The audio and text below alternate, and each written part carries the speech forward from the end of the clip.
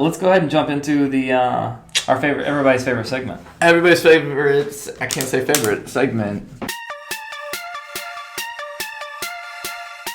Alright, so in honor of what we were just talking about, and it just makes its own segue, is space tourism is going to need some audio content from SoundUpNow.com, which is what we do. Alexa skills, custom skills, flash briefings, and podcasting. So how, Sean, can you get off your phone for like 3 seconds? Yeah. How can the space tourism industry benefit from I'm going to show this video. This is actually the one I want everybody to see.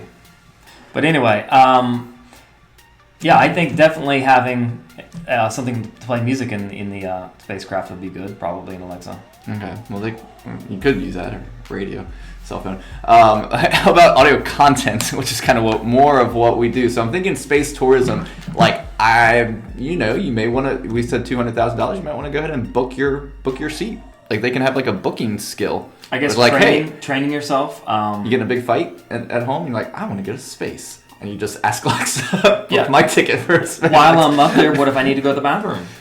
That's a legit question. We don't build toilets, Sean. What do you mean? You would have that as a Q&A skill. Trip. That was a question before you leave on the trip. I just thought you meant like when you're up in the spaceship, if you have to go to the bathroom, what happens? Anyway, no, you're talking about so like Q&As for the space tourism about the flight, that kind of stuff. Yeah, that makes a lot of sense. I think your custom skill would definitely have that. I wonder how can we incorporate like like if I vomit, does it just fly around and hit everybody? Because that would not be good. You can have some really weird. You can have some fun with, I guess, the Q&As on that. Should we start a podcast with space tourism? Well, I don't know if Elon Musk. The astronaut. Wait, does he already have a podcast, Elon Musk? I don't think he has time. Oh, okay. Well, you could do that.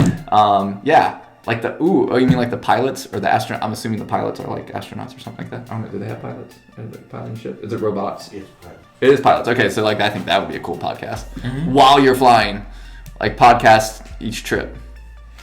Yeah, I mean, that would be an interesting thing to do. I wonder if anybody has thought about just recording. Well, they do like daily logs while they're in the space station, at least. Yeah, but you could interview tourists like on your podcast while you're like up in space. Like it'd be a space podcast. I wish I knew how long they were going to stay. Wait, the first podcast from space, and it's like once you get outside the atmosphere, then you do your podcast episode. I think that would be an awesome thing to do. And then flash briefings.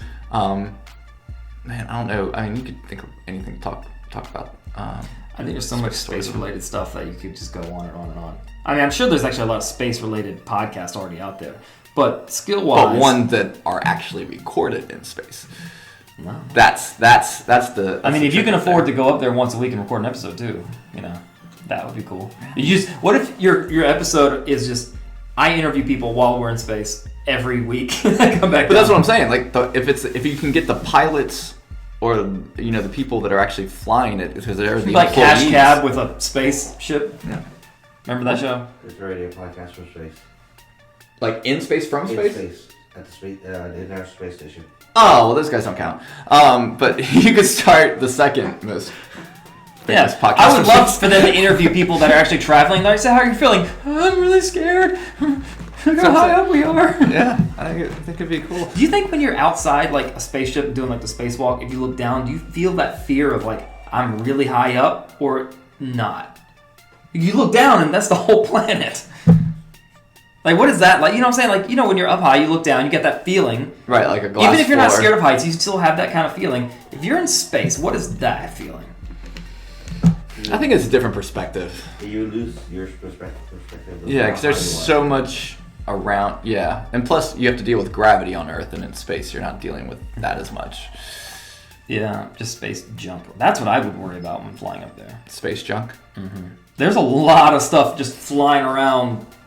That'd be a good flash briefing. Weird things I saw in space, and like that would be your flash briefing episode for like again for this particular industry.